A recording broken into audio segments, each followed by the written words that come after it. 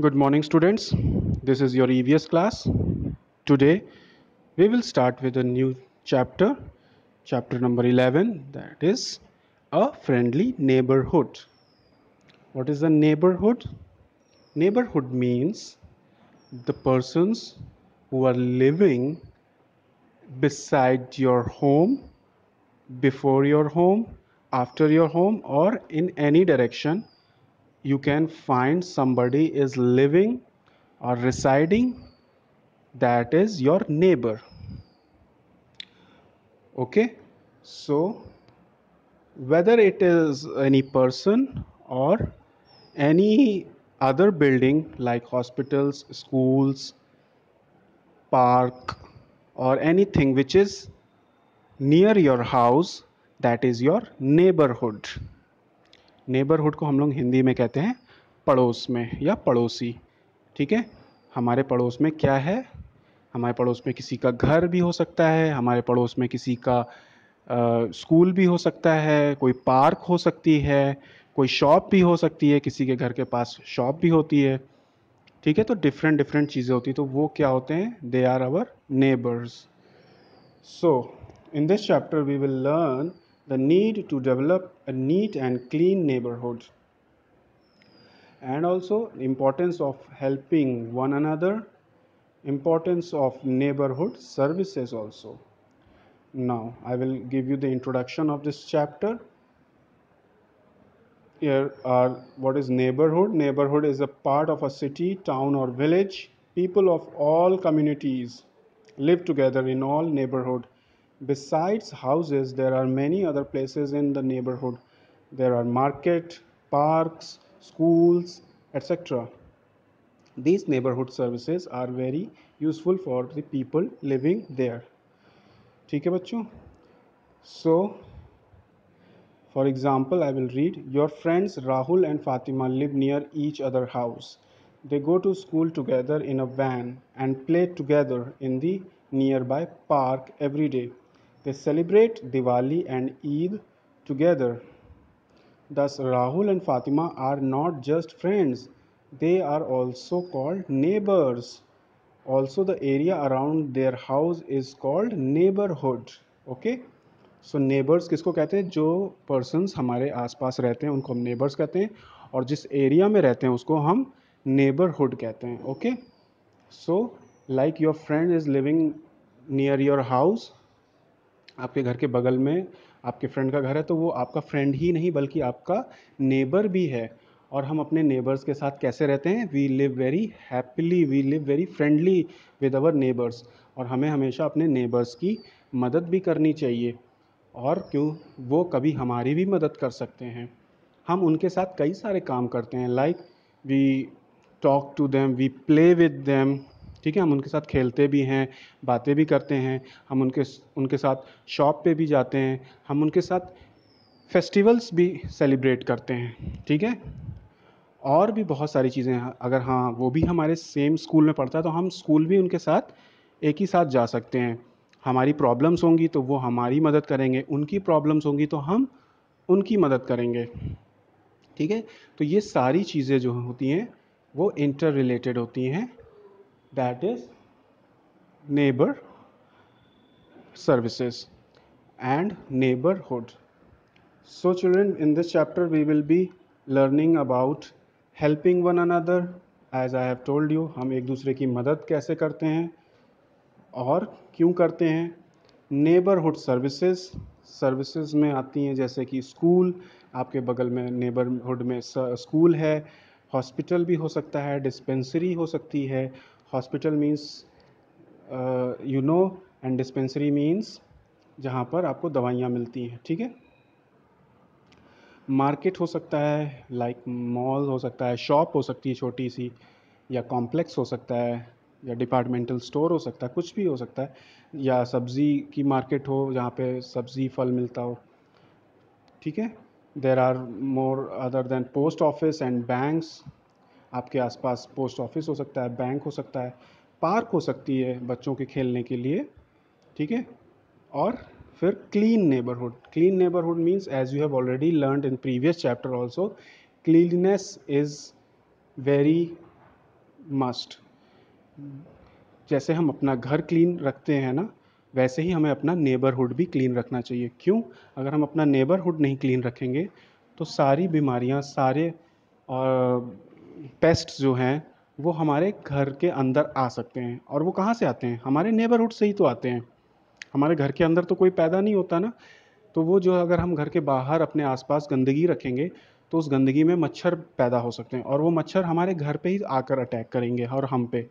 ठीक है ना? तो इसलिए हमें अपना नेबरहुड यानी अपने आसपास का एरिया, सराउंडिंग एरिया क्लीन रखना चाहिए। So this is all about this chapter. Now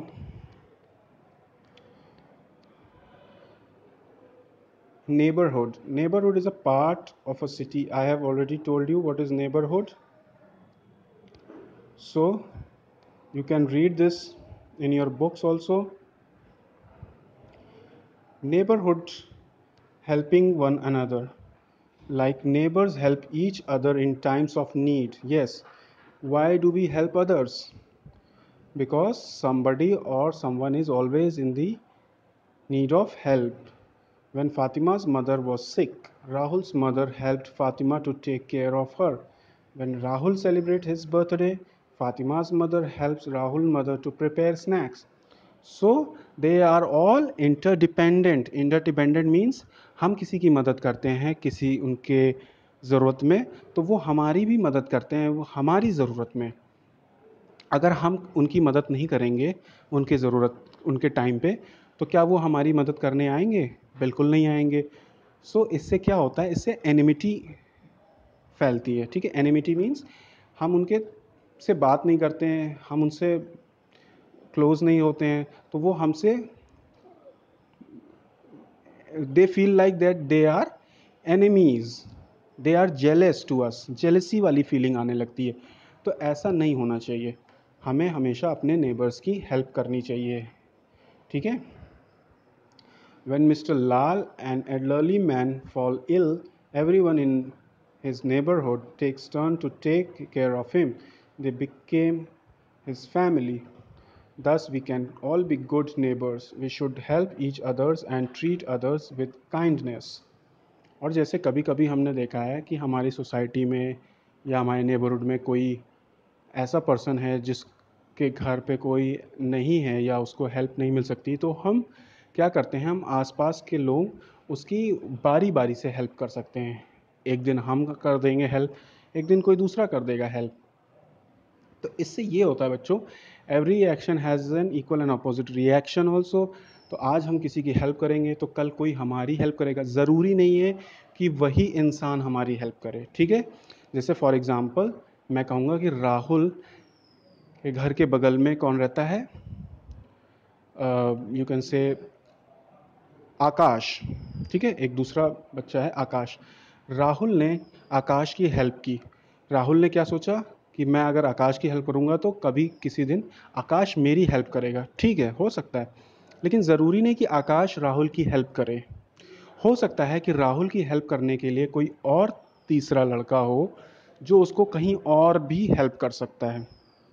so this is a very good deed. ठीक है? हो सकता है कि वो किसी दिन कहीं साइकिल से जा रहा है और वो गिर गया, उसको चोट लग गई, तो जो आसपास कहीं कोई और इंसान जा रहा था उसने उसको, राहुल को उठाया और उसको फर्स्ट एड दिया। तो उसने हेल्प की ना उसकी। तो वो तो उसको नहीं जानता था लेकिन फिर भी उसने हेल्प की। क्यों?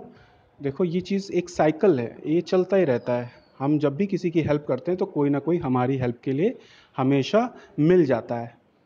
ठीक है? So this is helping one another.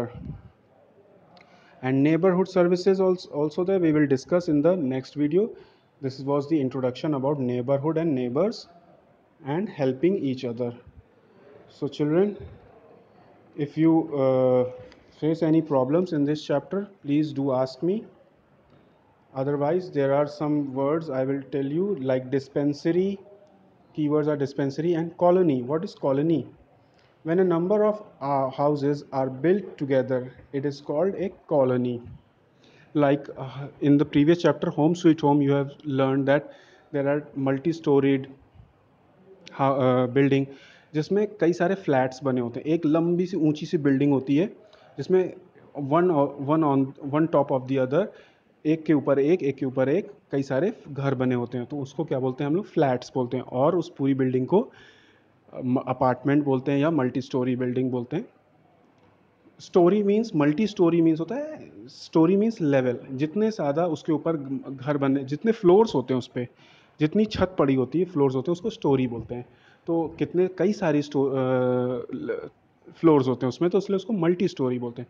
तो उसी तरीके से अगर एक के ऊपर एक घर बने हुए हैं तो उसको अपार्टमेंट बोलते हैं। अगर वही घर नीचे फ्लोर पे, ग्राउंड फ्लोर पे सारे एक साथ बने हुए हैं, एक साथ लाइन से, तो उसको क्या बोलते हैं, कॉलोनी, उसको कॉलोनी बोलते हैं। ठीक है। Now dispensary, a place where a patient can visit a doctor and get some medicine is called dispensary. Dispensary का मतलब होता है जहाँ से मेडिसिन हमें अवेलेबल होती हैं। जैसे कि हम लोग कभी हॉस्पिटल जाते हैं तो हमें जो डॉक्टर देखते हैं उसके बाद वो एक पेपर पे कुछ दवाइयाँ लिख देते हैं, फिर वो दवाइयाँ बोलते हैं आप इसे डिस्पेंसरी से ले सकते हो। तो डिस्पेंसरी कहाँ होती है, उसी हॉस्पिटल में ही एक जगह होती है, एक अलग रूम होता है, वहाँ पे सारी मेडिसिन्स अवेलेबल होती हैं। आप वो पेपर दिखाकर डॉक्टर का, वो आप मेडिसिन्स वहाँ से ले सकते हो। तो उस रूम को, उस एरिया को क्या बोलते हैं, dispensary. Now, things to remember, people who live near our houses are our neighbors.